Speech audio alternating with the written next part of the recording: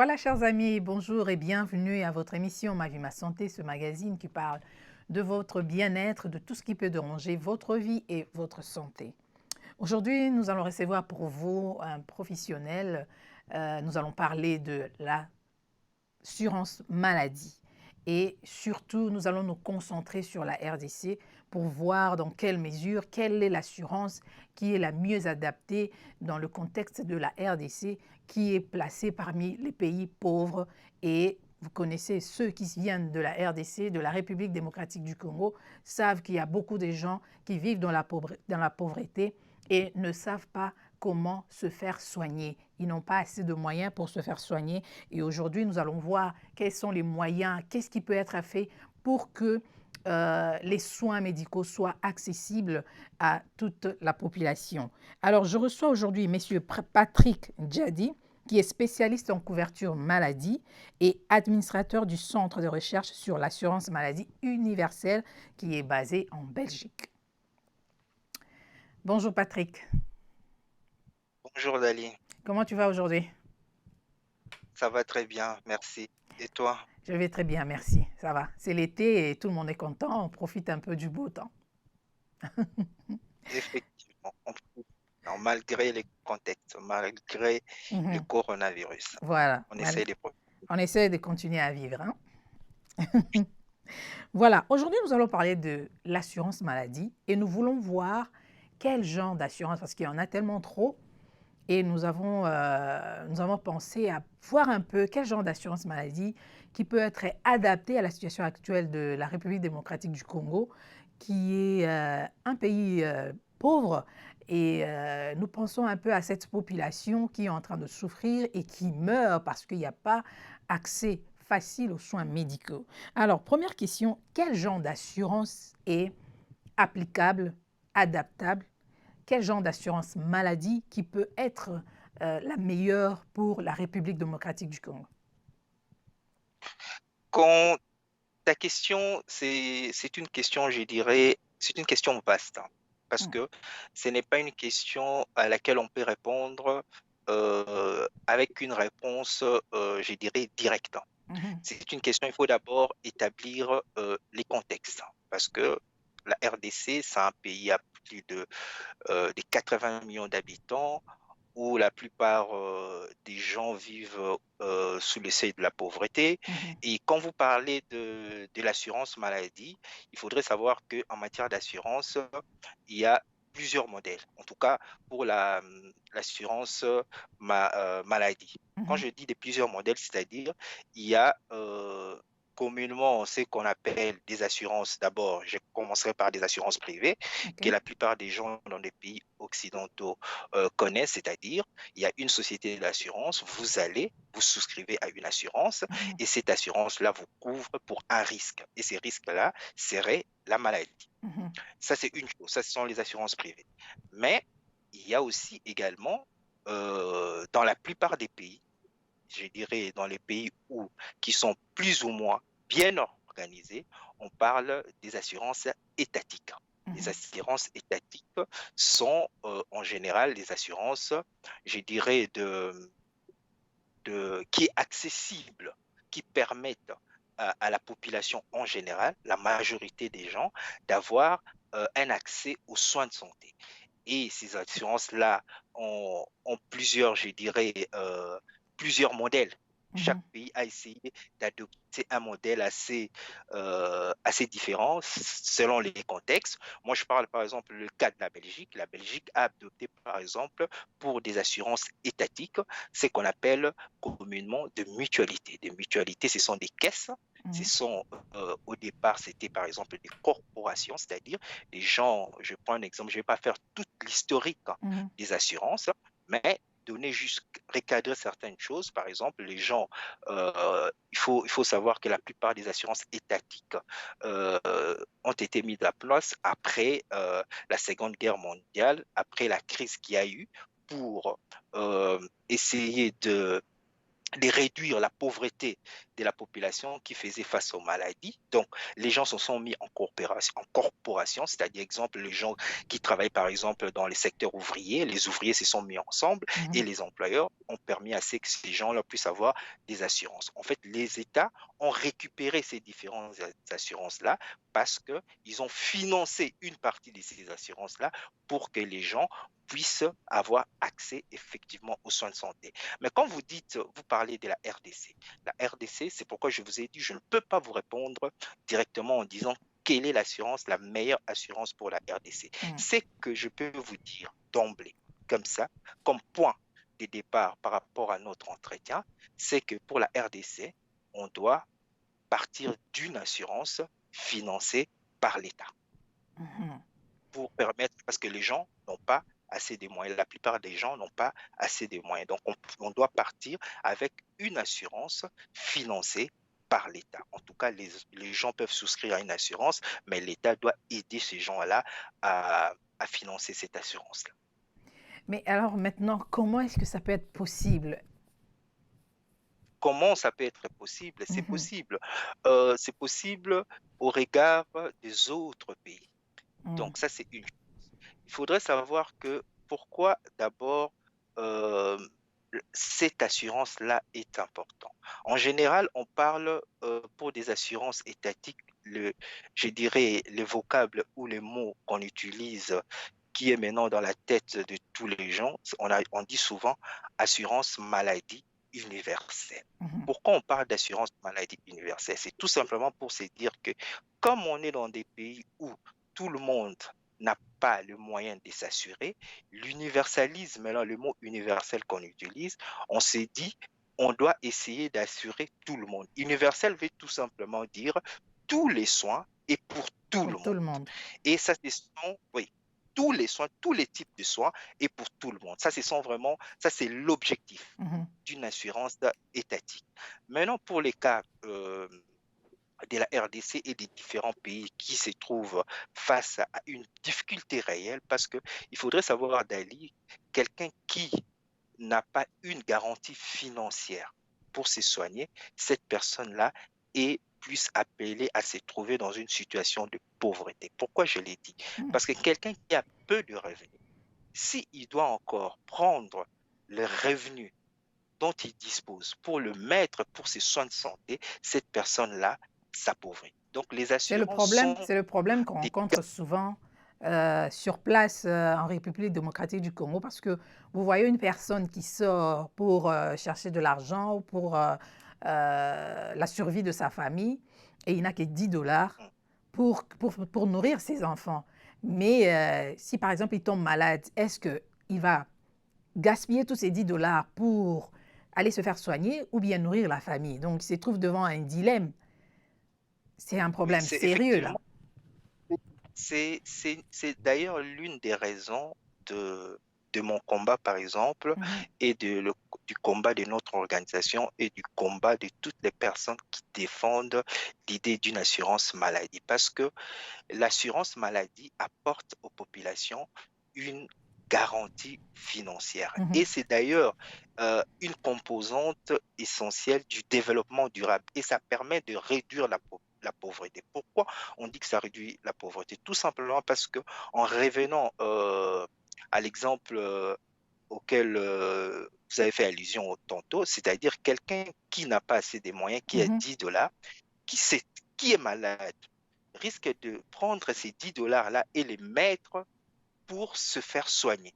Dès le moment où il met tout ton argent pour le soin de santé, cette personne-là s'appauvrit. Imaginez maintenant, tu m'as pris un exemple de quelqu'un, tu as parlé juste de l'argent. Mais Mhm. imagine maintenant quelqu'un qui exerce une activité commerciale ou bien qui exerce une activité qui produit de l'argent. C'est-à-dire cette personne-là, dès le moment où il est malade, il doit arrêter d'abord son commerce ou son activité lucrative Mhm. pour se faire soigner.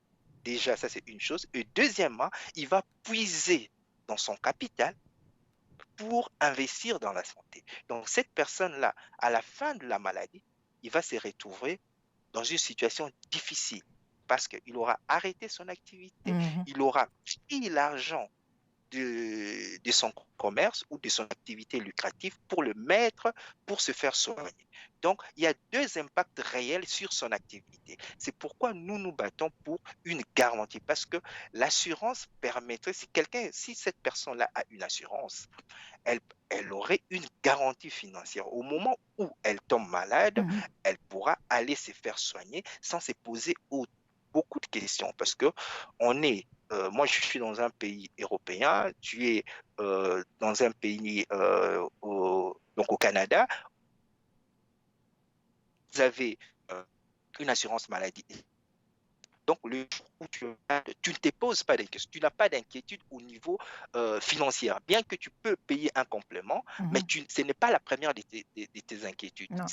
Tu t'es dit, si tu es malade aujourd'hui, je dois me présenter à l'hôpital. Et c'est la raison pour laquelle une assurance est importante. Parce qu'une assurance permet aux populations d'avoir une garantie financière. Mhm. Mhm. Mhm. Mais là, je vois vraiment, je crois que c'est la bonne assurance maladie, l'assurance maladie universelle pour la RDC. Mais Oui. là, je me pose Pour maintenant la plein... Pardon? Oui, oui, oui, vas-y, vas-y. Oui, là maintenant, je me pose plein de questions et je ne sais pas comment ça peut être possible que le Congo puisse y avoir, par exemple, le même système que nous, ici au Canada, que l'État puisse prendre en charge toute la population. Est-ce Oui, que vous avez déjà eu l'occasion de parler aux autorités congolaises, de leur présenter comment cela peut être quand- possible, comment ça peut être fait, la faisabilité au fait de cette assurance maladie universelle en République démocratique du Congo? je comprends parce que c'est tout à fait une question pertinente parce que on peut pas mener un combat pour quelque chose qui serait impossible. Mhm. Il faudrait OK. savoir que si on parle d'assurance maladie où les gens qui vivent en Europe voient, voient comment les assurances fonctionnent en Europe, ils peuvent se dire que ça serait impossible en RDC. Mhm.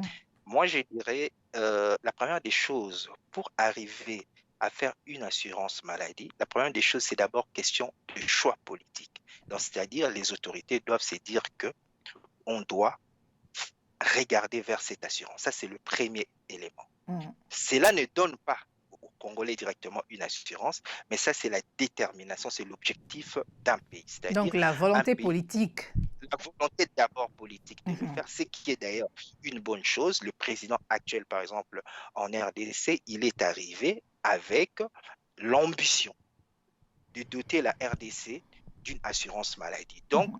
elle met d'abord cette question sur la table. Alors, je commence par vous dire que c'est d'abord une question de choix Ouais. politique. Ça, c'est une chose. La deuxième chose, c'est que on ne doit pas se mettre en tête Mhm. qu'une assurance maladie qu'on doit avoir en RDC doit être le même modèle ou la même chose que des assurances qu'on trouve en Europe. OK. Les réalités ne sont pas les mêmes. Ça, c'est la Nous deuxième chose. vivons Ça, dans c'est des d'abord différents contextes, oui. intégrer Mhm. à l'esprit que une assurance, chaque assurance dans son pays, dans chaque pays, une assurance a une histoire. Les assurances étatiques qu'on a ont leur histoire, ont euh, la façon dont on a mis ça en place, c'était en fonction des réalités du pays. Donc, ça, Mhm. c'est la deuxième chose. La troisième chose, qui est vraiment l'élément le plus important et la difficulté majeure en République démocratique du Congo, Mhm. c'est la, la, la question à laquelle tout le monde pense, c'est les questions d'argent. C'est-à-dire les gens doivent se dire que, mais vous parlez de la possibilité d'avoir une assurance maladie, mais le budget, par exemple, le budget de la législature précédente, avant que le président actuel arrive, on avait un budget plus ou moins de 5 milliards. Et le budget de la santé, c'était quelque chose comme 8,8%. Mhm. Donc, si on regarde ces montants-là, c'est moins de 500 millions. Mhm. Donc, ça ne Ça ne va pas représente pas suffire. grand-chose. Mhm. Pourquoi ça ne représente pas grand-chose? Les gens peuvent se poser des questions, tout simplement parce que, en termes de, de, de prise en charge médicale, l'OMS, par exemple, qui est l'Organisation mondiale de la santé, estime que pour couvrir quelqu'un, il Mhm. faut prévoir un minimum de 35 à 40 dollars par personne. Donc, imaginez qu'on est à 80 millions Mhm. d'habitants.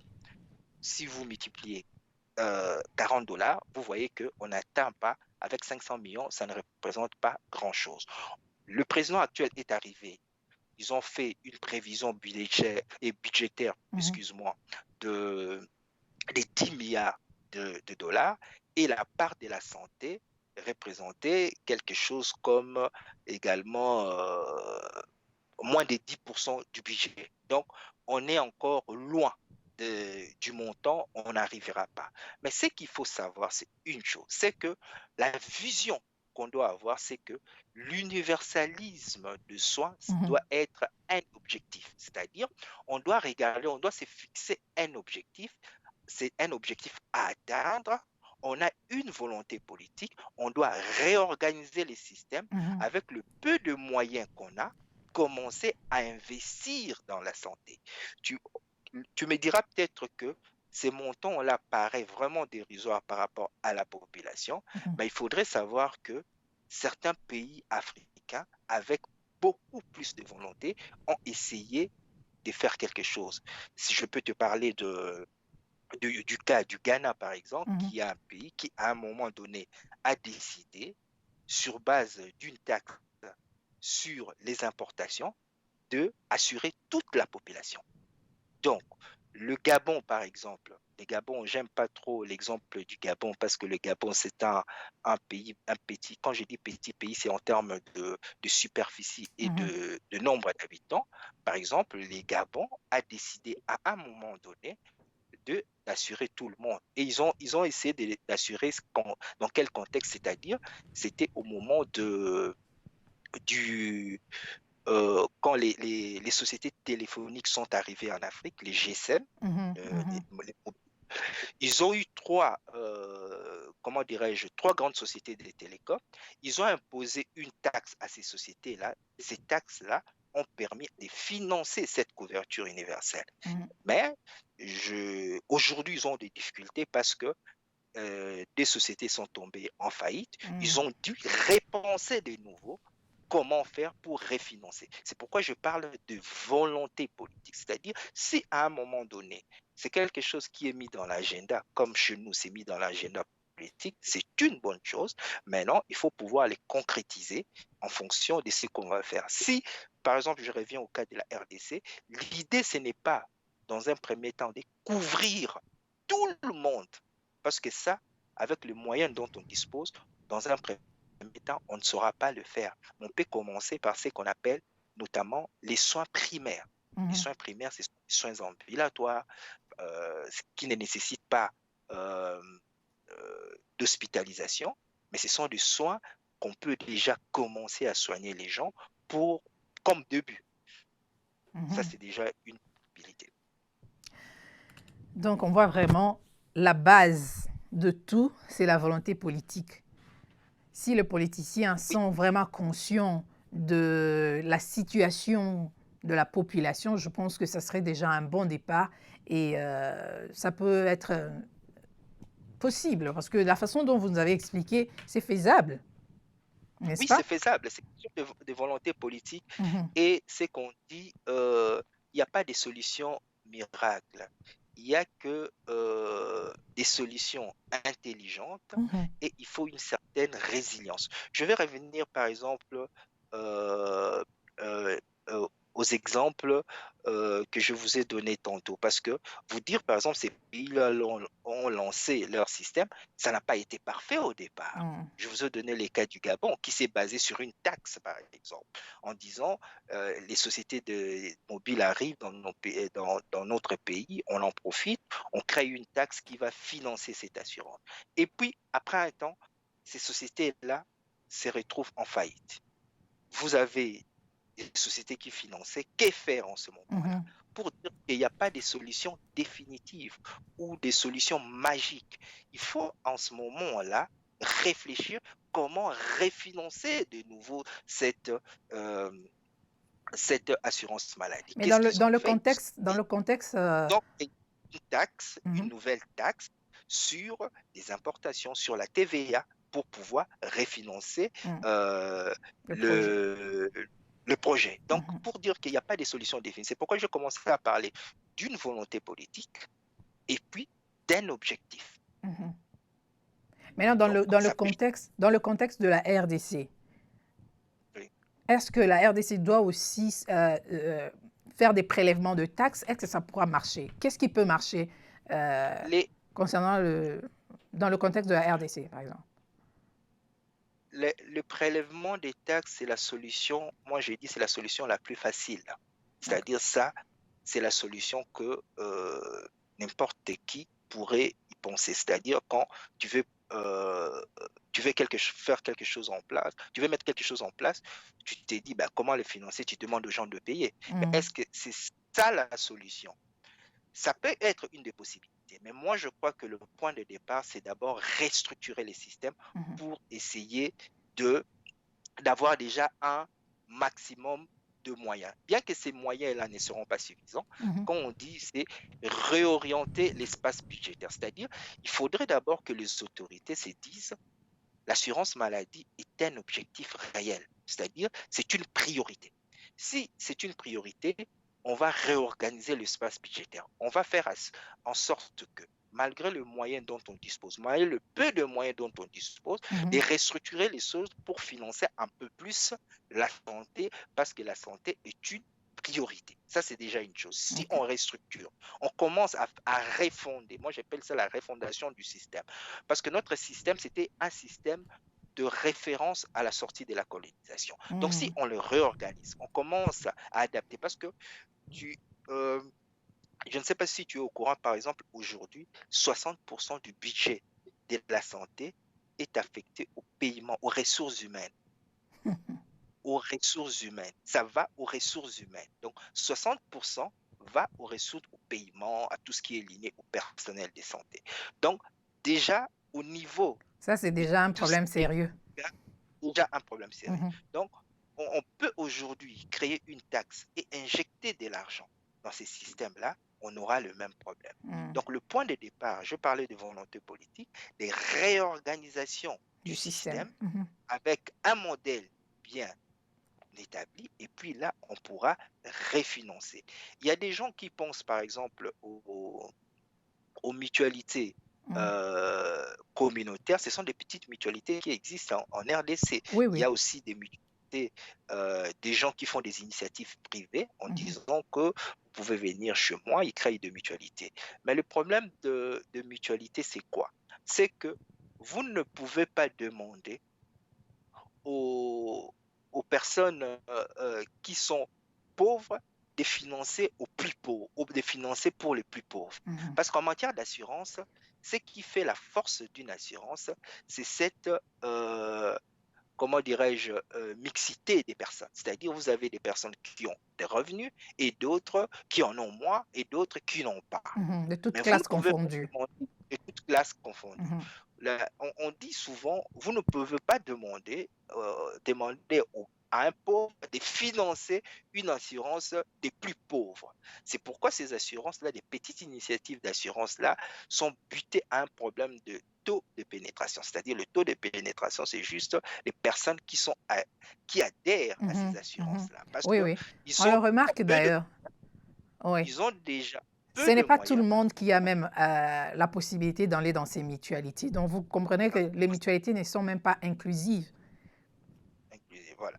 Donc, c'est pourquoi je parlais d'une assurance maladie étatique que l'État doit venir en aide à ces mutualités-là. Mhm. Et moi, quand je parle de mutualité, je ne veux pas que le mutualité puisse gérer de l'argent, que ce soit des petites banques. Moi, je veux que ces mutualités-là puissent être juste des relais étatiques, c'est-à-dire de, des associations pour Mhm. lesquelles on pourra, le ministère de la Santé pourra faire passer, par exemple, les messages de prévention, mais qu'il y ait un organisme étatique qui va gérer ces fonds. Parce qu'on a déjà créé des mutualités avec la gestion de l'argent. C'est comme si créer des petites banques où les Voilà. gens vont encore aller déposer de l'argent. Ça, c'est, en termes d'organisation, les gens ne sont pas beaucoup de gens ne sont pas très formés par rapport à la gestion Mhm. de, parce qu'une mutualité en soi, c'est c'est c'est une assurance, hein. Les Mhm. noms veut dire mutualité, mais on mutualise les risques, c'est une assurance. Il faut déjà au Congo, on a un problème des actuaires. Les actuaires, ce sont, je ne sais pas si tu connais, ce sont des gens qui calculent les, comment la mutualité va fonctionner, ce qu'il faut payer, ce qui va faire la viabilité de la mutualité, Mhm. parce qu'en général, les mutualités en RDC fonctionnent sur base forfaitaire. Si ça fonctionne sur base forfaitaire, il faut que l'État mette de l'argent parce que les gens, quand ils cotisent eux-mêmes, ils n'ont pas le moyen de faire fonctionner réellement cette assurance-là. Mhm. Ah, merci beaucoup pour toutes ces informations et j'espère que les autorités vont vous entendre, vont nous entendre. Euh, Non, et les autorités sont au courant. Ça, c'est le combat, ce n'est pas le combat que nous menons, c'est la sensibilisation, ouais. premièrement, de nos populations, pour que les gens comprennent l'importance des assurances, parce que même la personne qui gagne peu d'argent, on voudrait que cette personne-là puisse être éduquée à pouvoir cotiser à une assurance. Cette assurance-là doit être étatique, parce que les gens là n'auront pas de moyens, mais les gens doivent payer un, un petit quelque chose pour les responsabiliser. Mhm. Mhm. Ça, c'est quelque chose qu'on doit mettre, inculquer aux gens. Parce que la notion assurantielle, prévenir les risques, c'est quelque chose qui va éduquer tout le monde et prévenir certaines maladies. Mhm. Nous, on se bat, c'est la sensibilisation de la population et puis aider les autorités, accompagner les autorités pour qu'on y arrive. Aujourd'hui, on a la chance, on a un chef de l'État qui a mis ça dans son agenda. Il a même un conseiller spécial en charge de la couverture universelle, c'est-à-dire Mhm. il a quelqu'un qui doit être là, dire au chef de l'État exactement ce qu'on doit faire. J'ai assisté au mois de février dernier j'étais invité à la conférence internationale de la couverture universelle.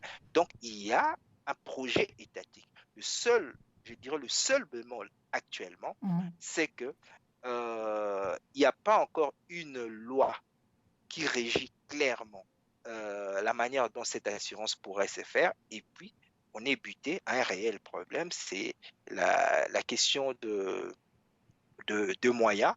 Et si je peux faire pas une critique, une reproche, c'est que je trouve personnellement, c'est qu'on n'a pas encore adapté réellement l'espace budgétaire concernant la santé. Ça, c'est vraiment malgré la volonté, le seul, je dirais, le seul bémol que je trouve par rapport à tout ce qui est en train de faire, c'est qu'on puisse déjà adapter. Je trouve Mhm. que de ces côtés-là, ça, c'est vraiment l'élément important qu'on doit faire pour le moment en République démocratique du Congo.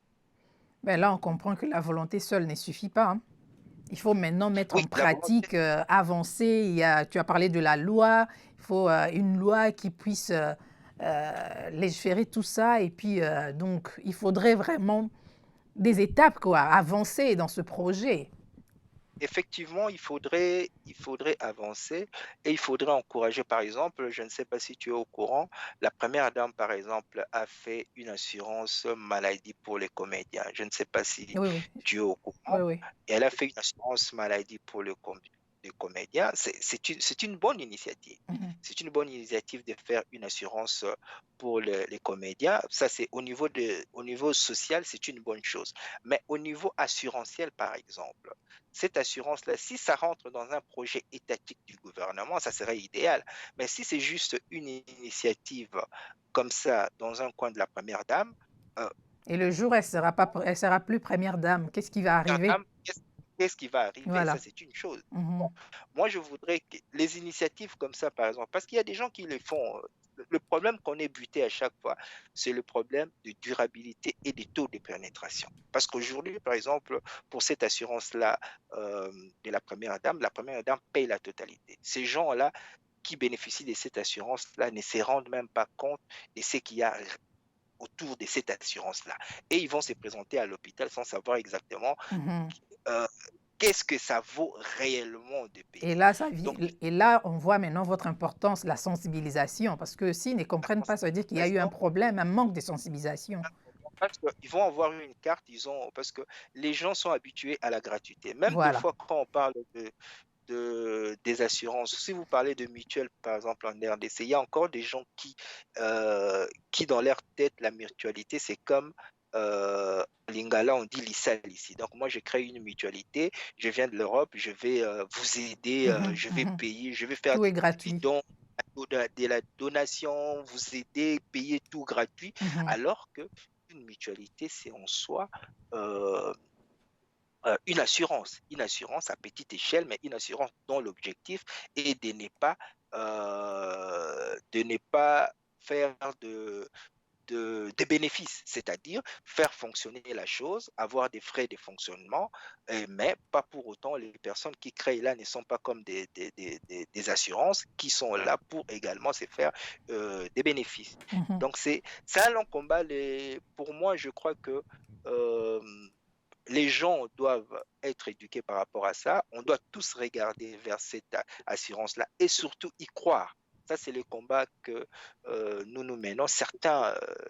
Mais certaines personnes me disent, mais, tu es fou par rapport à ce que c'est impossible. Parce que les gens voient les assurances, ces regards-là, c'est par rapport à ce qu'ils voient en Europe. mhm. Au Congo aujourd'hui, si vous offrez déjà aux gens les soins primaires, c'est déjà beaucoup.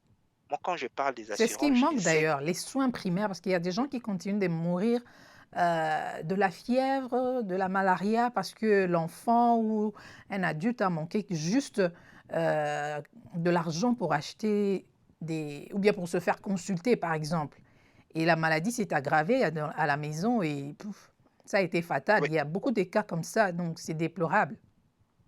oui. C'est pourquoi je parle de soins primaires en disant que si on offre déjà à un maximum des gens des soins primaires, ça sera une bonne chose. Par exemple, aujourd'hui, on a un taux de mortalité d'enfants énorme qui est en train de monter de manière exponentielle. C'est Mhm. quelque chose qu'on doit mener parce que sans une assurance maladie, si on n'offre pas une accessibilité aux soins à ces enfants-là, on ne pourra pas réduire ce taux de mortalité. Moi, je suis convaincu, même le fonctionnement des hôpitaux, pour que les hôpitaux fonctionnent correctement, il faut qu'il y ait une garantie financière. Les Oui. gens qui se présentent à l'hôpital doivent avoir le moyen de se payer les soins de santé. S'ils n'ont pas le moyen de se payer les soins de santé, les hôpitaux ne peuvent pas fonctionner correctement. Donc, tout est lié. Donc, c'est refonder vraiment pas, je dirais, réorganiser tous les systèmes de santé. C'est ce Mhm. qui est important et de réorganiser en étapes. C'est comme ça qu'on pourra arriver à cette assurance maladie. J'espère vraiment voir la réalisation de ce grand projet et je pense que la population sera vraiment ravie et nous allons même diminuer les taux de mortalité, que ce soit des enfants, des adultes. Nous allons vraiment réduire, ça va vraiment réduire les taux de mortalité en RDC aussi. Donc, la volonté politique, nous comptons sur les politiciens et nous espérons qu'ils auront cette volonté et ils vont mettre en pratique ils vont tout mettre en marche pour la réalisation ou la mise en pratique ou la mise en disposition de l'assurance maladie universelle. Alors Patrick, je ne vais pas vous garder pendant longtemps. Un dernier Oui, mot avant qu'on puisse se séparer. oui avant qu'on puisse se séparer, ce que je peux dire, c'est que merci d'abord de m'avoir invité. Merci à Et, vous euh, pour votre disponibilité. euh, Vous êtes un homme busy là. et la, l'assurance maladie universelle, c'est un objectif. C'est quelque chose qui doit être ancré dans l'esprit de tous les Congolais parce que moi, j'ai dit toujours, on parle de l'indice du développement humain. La santé fait partie de cet indice du développement humain. Quelqu'un qui n'est pas en bonne santé ne peut pas se développer correctement ou de manière normale. Donc, il faut pouvoir réorganiser la santé, permettre aux gens d'être en bonne santé, éduquer les gens pour qu'on puisse développer ces pays. C'est possible, c'est possible.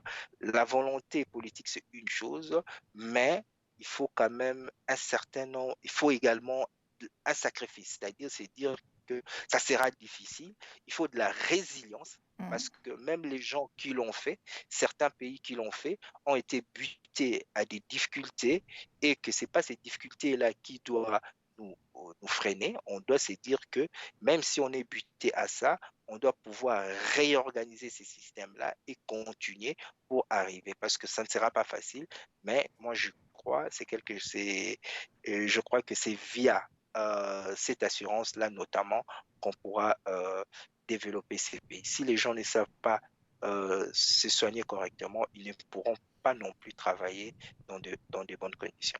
Mhm. Merci beaucoup. Voilà, c'était Patrick Djadi, qui est spécialiste en couverture maladie et administrateur du Centre de recherche sur l'assurance maladie universelle basé en Belgique. Merci beaucoup, Patrick, et à très bientôt.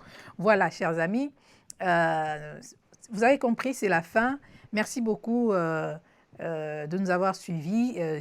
Si c'est pour vous la première fois de nous suivre, je vous prie de vous abonner, de ne pas oublier de cliquer la cloche qui est juste à côté pour ne pas rater des notifications concernant de nouvelles vidéos que nous mettons chaque fois sur notre chaîne. Et likez, partagez aussi, puisque c'est une émission qui concerne la santé, qui concerne tout le monde et surtout nos amis de la République démocratique du Congo. Merci beaucoup de nous avoir suivis et je vous retrouve très très bientôt pour un autre numéro de Ma vie, ma santé. Prenez bien soin de vous et à plus tard. Au revoir. Au revoir.